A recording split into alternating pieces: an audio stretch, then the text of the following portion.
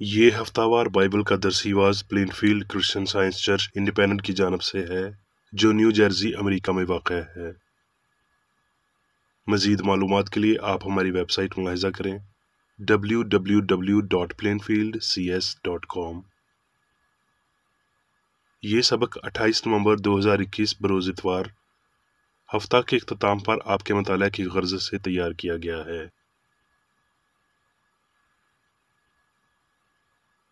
مضمون: قدیم و جدید جادوگری، عرفیت، تنویم اور علم نومیات سے انکار۔ سنہری متن: رومیو۔ کوئی حکومت ایسی نہیں جو خدا کی طرف سے نہ ہو۔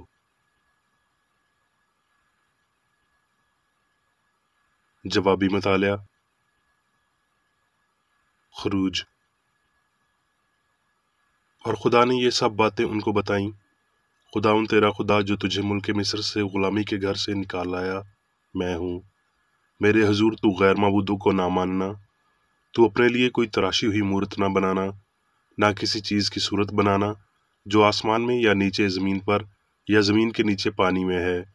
تو ان کے آگے سجدہ نہ کرنا اور نہ ان کی عبادت کرنا، کیونکہ میں خداوند تیرا خدا غیور خدا ہوں، اور جو مجھ سے عداوت رکھتے ہیں ان کی اولاد کو تیسری اور چوتھی پشت تک باپ دادا کی بدکاری کی سزا دیتا ہوں، اور ہزاروں پر جو مجھ سے محبت رکھتے ہیں اور میرے حکموں کو مانتے ہیں رحم کرتا ہوں۔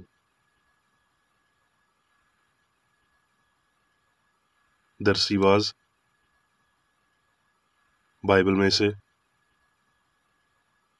استثناء: اور اگر تو خداوند اپنے خدا کی بات کو جان فشانی سے مان کر اس کے سب حکموں پر جو آج کے دن میں تجھ کو دیتا ہوں احتیاط سے عمل کرے، تو خداوند تیرا خدا دنیا کی سب قوموں سے زیادہ تجھ کو سرفراز کرے گا۔ اور اگر تو خداوند اپنے خدا کی بات سنے تو یہ سب برکتیں تجھ پر نازل ہوں گی اور تجھ کو ملیں گی۔ شہر میں بھی تو مبارک ہوگا اور کھیت میں بھی مبارک ہوگا، اور تو اندر آتے وقت مبارک ہوگا اور باہر جاتے وقت بھی مبارک ہوگا۔ خداوند تیرے دشمنوں کو جو تجھ پر حملہ کریں گے تیرے روبرو شکست دلائے گا۔ وہ تیرے مقابلے کو تو ایک ہی راستہ سے آئیں گے، پر 7 راستوں سے ہو کر تیرے آگے سے بھاگیں گے۔ اور جن باتوں کا میں آج کے دن تجھ کو حکم دیتا ہوں ان میں سے کسی سے داہنے یا بائیں ہاتھ مڑ کر اور معبودوں کی پیروی اور عبادت نہ کرنا۔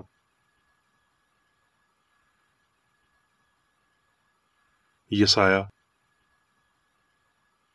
اور جب وہ تم سے کہے کہ تم جنات کے یاروں اور افسون گروں کو جو پھسپھساتے اور گڑگڑاتے ہیں تلاش کرو، تو تم کہو کیا لوگوں کو مناسب نہیں کہ اپنے خدا کے طالب ہوں؟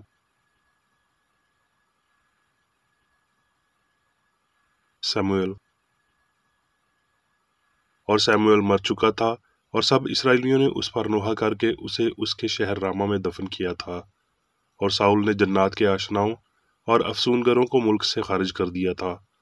اور فلسطی جمع ہوئے اور آ کر شونیم میں ڈیرے ڈالے، اور ساؤل نے بھی سب اسرائیلیوں کو جمع کیا اور وہ جلبوہ میں خیمہ زن ہوئے۔ اور جب ساؤل نے فلسطیوں کا لشکر دیکھا تو ہراساں ہوا اور اس کا دل بہت کانپنے لگا۔ اور جب ساؤل نے خداوند سے سوال کیا تو خداوند نے نہ تو اسے خوابوں میں اور نہ اورنیم اور نہ نبیوں کے وسیلہ سے کوئی جواب دیا۔ تب ساؤل نے اپنے ملازموں سے کہا، کوئی ایسی عورت میرے لیے تلاش کرو جس کا آشنا جن ہو، تاکہ میں اس کے پاس جا کر اس سے پوچھوں۔ اس کے غلاموں نے اس سے کہا، دیکھ عین دور میں ایک عورت ہے جس کا آشنا جن ہے۔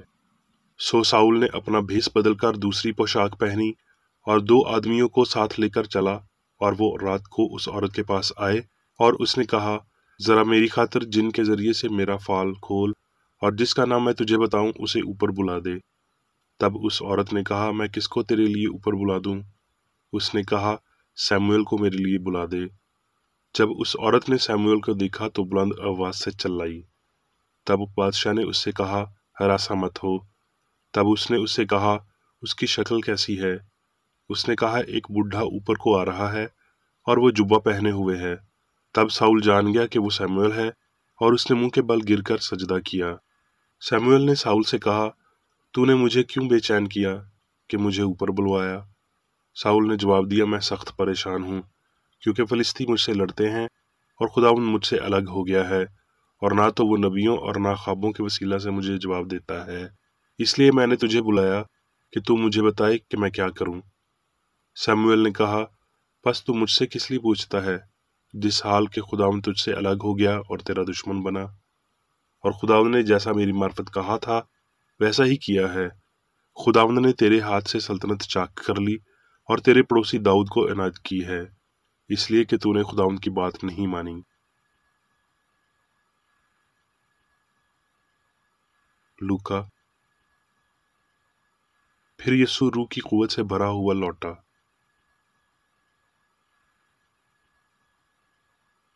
लूका। जब वो किनारे पर उतरा तो उस शहर का एक मर्द उसे मिला जिसमें बदरूहें थीं, और उसने बड़ी मुद्दत से कपड़े न पहने थे, और वो घर में नहीं बल्कि कब्रों में रहा करता था। वो यीशु को देखकर चिल्लाया और उसके आगे गिरकर बुलंद आवाज से कहने लगा, ऐ यीशु, खुदा तआला के बेटे, मुझे तुझसे क्या काम? तेरी मिन्नत करता हूँ कि मुझे अजाब में न डाल।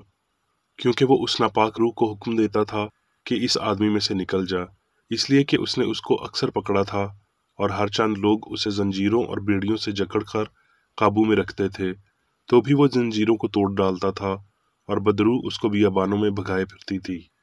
यीशु ने उससे पूछा, तेरा क्या नाम है? उसने कहा, लश्कर, क्योंकि उसमें बहुत सी बदरूहें थीं। और वो उसकी मिन्नत करने लगी कि हमें अथाह घड़े में जाने का हुक्म न दे। वहां पहाड़ पर सूअरों का एक बड़ा गौल चल रहा था। उन्होंने उसकी मिन्नत की कि हमें उनके अंदर जाने दे। उसने उन्हें जाने दिया, और बदरूहें उस आदमी में से निकलकर सूअरों के अंदर गईं, और गौल कड़ाड़े पर से झपट कर झील में जा पड़ा और डूब मरा।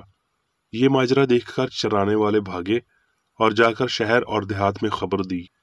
लोग उस माजरे को देखने को निकले, और यीशु के पास आकर उस आदमी को जिसमें से बदरूहें निकली थीं, कपड़े पहने और होश में यीशु के पांव के पास बैठे पाया, और डर गए। यूहन्ना। यीशु ने फिर उनसे मुखातिब होकर कहा कि दुनिया का नूर मैं हूं।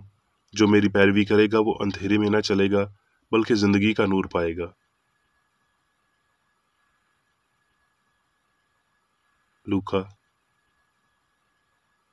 उसने कहा, खबरदार, गुमराह ना होना, क्योंकि बथेरे मेरे नाम से आएंगे और कहेंगे कि मैं वो हूं, और ये भी कि वक्त नजदीक आ पहुंचा है। तुम उनके पीछे न चलना।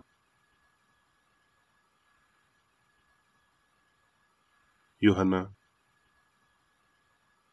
अच्छा चरवाहा मैं हूँ। मैं अपनी भेड़ों को जानता हूँ, और मेरी भेड़ें मुझे जानती हैं। मेरी भेड़ें मेरी आवाज़ सुनती हैं, और मैं उन्हें जानता हूँ, और वो मेरे पीछे पीछे चलती हैं, और वो अब तक कभी हलाक न होंगी, और कोई उन्हें मेरे हाथ से छीन न लेगा।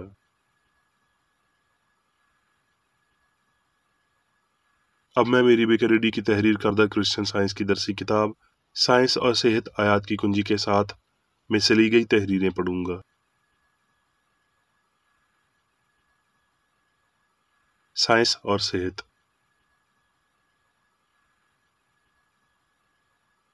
हम एक आला और लामुतनाही खुदा को मानते और उसकी सिताइश करते हैं। हम उसके बेटे, एक मसीह, पाक रूह या इलाही शाफी को और इस बात को तस्लीम करते हैं कि इंसान खुदा की शबीह और सूरत पर बना है। इलाही अक्ल बजा तौर पर इंसान की मुकम्मल फरमाबरदारी, प्यार और ताकत का मुतालबा करती है। इससे कम वफादारी के लिए कोई तहफ़्फ़ुज़ात नहीं रखे जाते।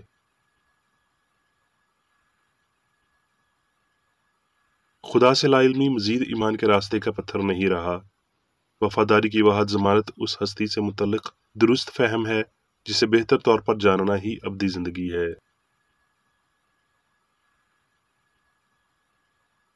हमारी तरक्की का तयन करने के लिए हमें यह सीखना चाहिए कि हमारी हमदर्दियाँ कहाँ हैं, और हम किसे बतौर खुदा कबूल करते और उसकी ताबेदारी करते हैं।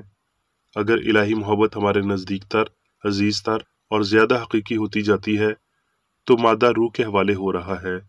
तो जिन मकासद का हम ताक़ुब करते हैं और जिस रूह को हम जाहिर करते हैं, वो हमारे नुक्ता नज़र को पेश करती है और दिखाती है कि हम क्या फ़तह कर रहे हैं।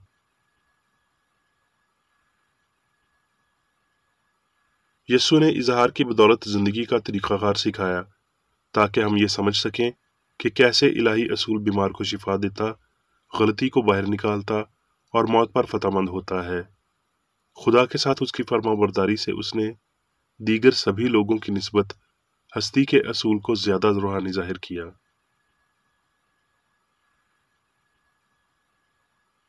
خدا پر ہمارے ایمان کی ہر آزمائش ہمیں مضبوط کرتی ہے۔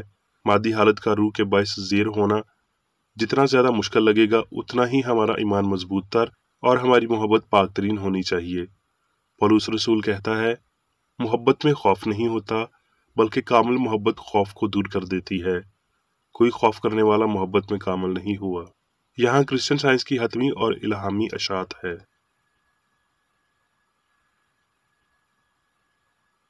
انسان کو یہ سیکھنا چاہیے کہ بدی کوئی طاقت نہیں ہے۔ اس کی نام نہاد جبری حکومت عدم کے سوا کچھ نہیں۔ کرسچن سائنس بدی کی سلطنت کو لوٹ لیتی ہے۔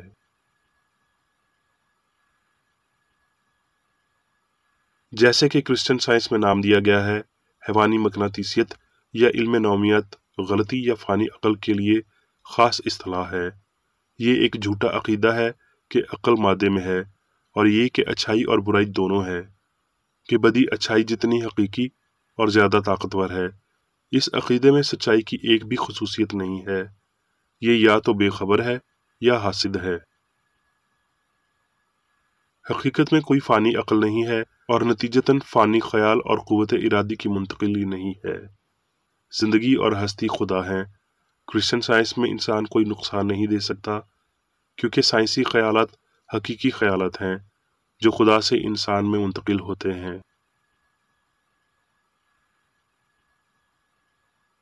حقیقی انسان کا ہر عمل الہی فہم کی نگرانی میں ہے۔ انسانی سوچ قتل کرنے یا علاج کرنے کی کوئی قوت نہیں رکھتی، اور اس کا خدا کے بشر پر کوئی قابو نہیں ہے۔ الہی عقل جس نے انسان کو بنایا خود کی صورت اور شبیہ کو قائم رکھتی ہے۔ انسانی عقل خدا کی مخالف ہے اور اسے ملتوی ہونا چاہیے، جیسا کہ مقدس پولس واضح کرتا ہے۔ وہ سب جو در حقیقت موجود ہے وہ الہی عقل اور اس کا خیال ہے، اور اس عقل میں تمام ہستی ہم آہنگ اور ابدی پائی جاتی ہے۔ سیدھا اور تنگ راستہ اس حقیقت کو دیکھنا اور تسلیم کرنا، اس طاقت کو ماننا اور سچائی کی رہنمائی پر چلنا ہے۔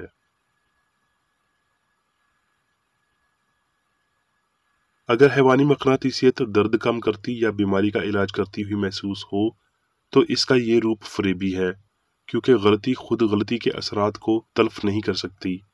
غلطی تلے بے آرامی سکون پر قابل ترجیح ہے۔ حیوانی مقناطیسیت، جسے موجودہ دور میں علم نومیات یا ہپنوٹزم کہا جاتا ہے، کسی ایک واقعے میں اس کے اثرات فریب نظری کے اثرات سے مختلف نہیں پائے گئے۔ بظاہر اس سے حاصل ہونے والا کوئی بھی فائدہ کسی بھی شخص کے باطنی جادوگر پر ایمان کے برابر ہے۔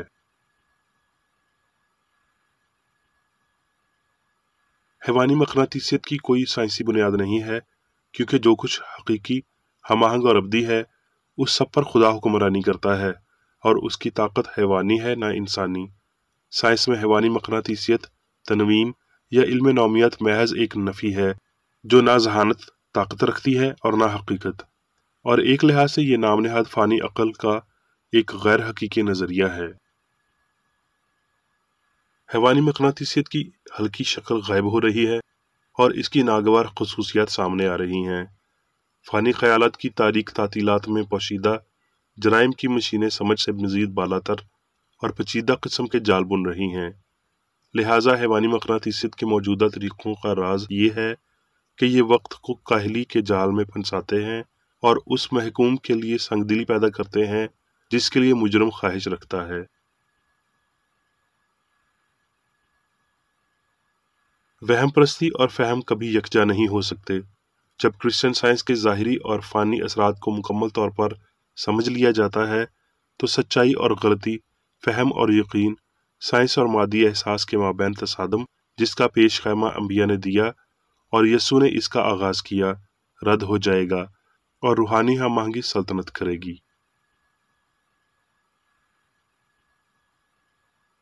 یہ آیت کہ تو تھوڑے میں دیانتدار رہا، میں تجھے بہت چیزوں کا مختار بناؤں گا، تب پوری ہوتی ہے جب ہم سچائی کی بالادستی سے واقف ہوتے ہیں، جس سے غلطی کا عدم دکھائی دیتا ہے، اور ہم جانتے ہیں کہ غلطی کا عدم اس کی بدکاری کے تناسب میں ہوتا ہے۔ وہ جو مسیح کی پوشاک کا کنارہ چھو لیتا ہے اور اپنے فانی عقائد، حیوانیت اور نفرت پر قابو پا لیتا ہے، وہ اس شیریں اور خاص فہم میں کہ خدا محبت ہے، شفا کے ثبوت میں شادمان ہوتا ہے۔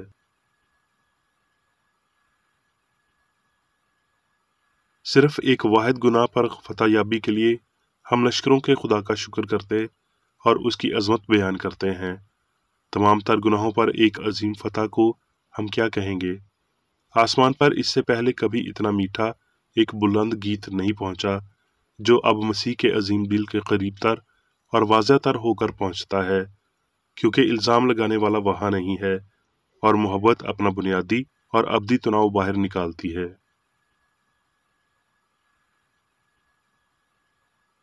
اب میں میری بیکر ریڈی کی جانب سے چرچ مینول میں دیے گئے روزانہ کے 3 فرائض پڑھوں گا۔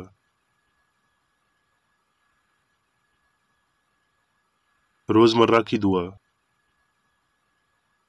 اس چرچ کے ہر رکن کا یہ فرض ہے کہ ہر روز یہ دعا کرے: تیری بادشاہی آئے، الہی حق، زندگی اور محبت کی سلطنت مجھ میں قائم ہو اور سب گناہ مجھ سے خارج ہو جائیں، اور تیرا کلام سب انسانوں کی محبت کو وافر کرے اور ان پر حکومت کرے۔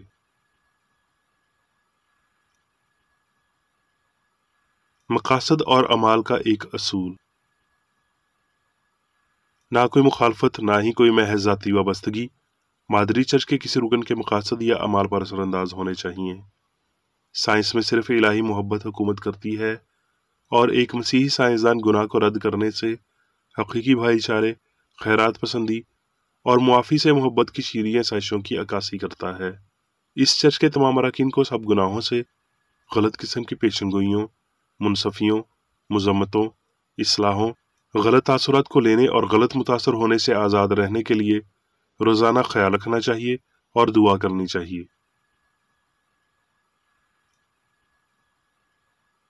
فرض کے لیے چوکسی۔